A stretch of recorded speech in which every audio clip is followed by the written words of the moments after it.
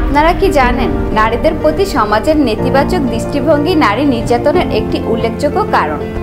এখনো সমাজের চোখে নারীদের অবজ্ঞার চোখে দেখা হয়, যার ফলে নারীরা নির্যাতনের শিকার হলেও তা কারো কাছে প্রকাশ করতে পারে না, এমনকি অনেকের নিজের পরিবারও বলতে পারে না।